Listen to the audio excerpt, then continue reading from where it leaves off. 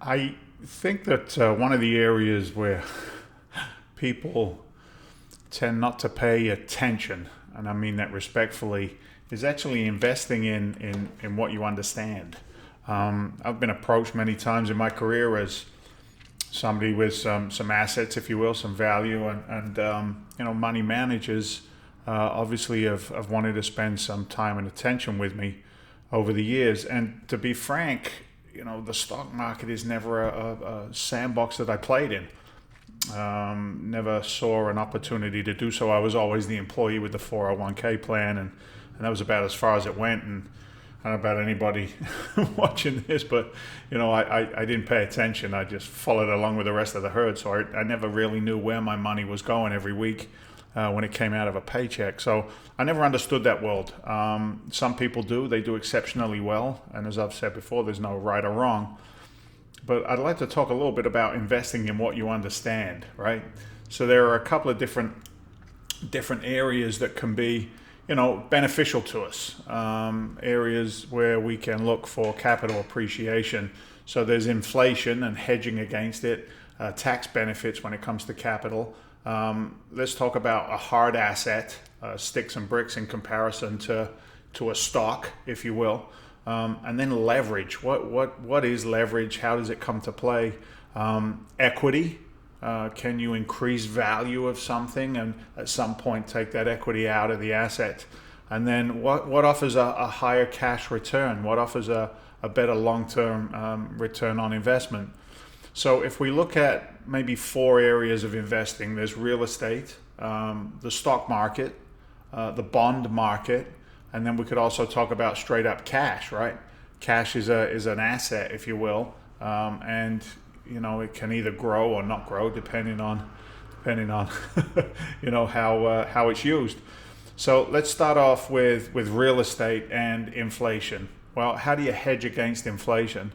If we statistically look out there, we can say that the inflation rate's 3% or 2.7% or 8%. It all depends on where you go for your information and data. But, real estate has statistically outperformed inflation year over year.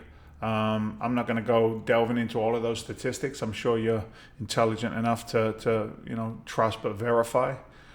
So, again, hedging against inflation, real estate has outperformed most other.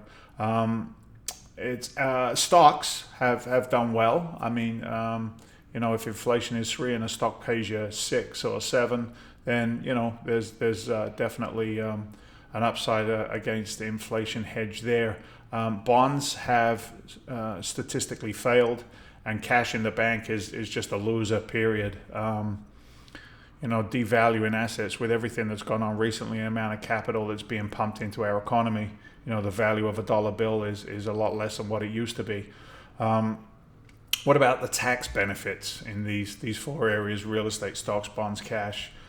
Tax incentives for real estate is phenomenal. It's unbelievable.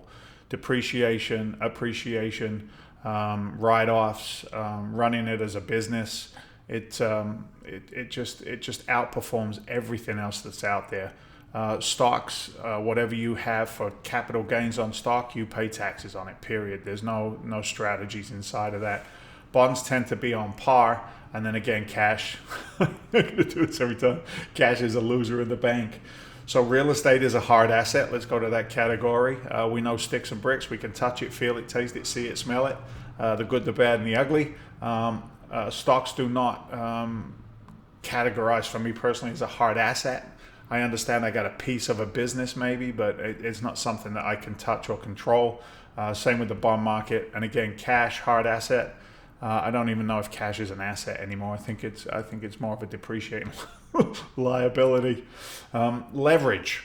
How can we leverage capital? How can we leverage investing? Real estate has been such an incredible opportunity to leverage. Think about it this way: in the multifamily arena, somebody else is going to work and paying down the debt service, the mortgage, right? It's their work that pays your bills. And then you can go to a bank and you can use that as a leveraged asset to get more capital out and go to work.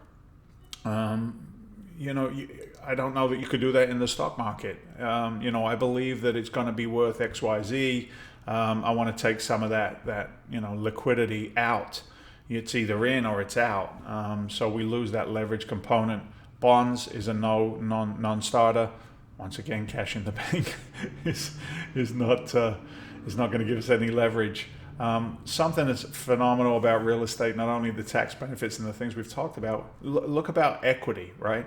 I get it. The market goes up and down, and we ride these various phases 1, 2, 3, and 4, phase 1, phase 2, buyer's phase, seller's phases. But we know with certainty that if we look back 20 years, the asset that we now have is worth more than it was 20 years ago.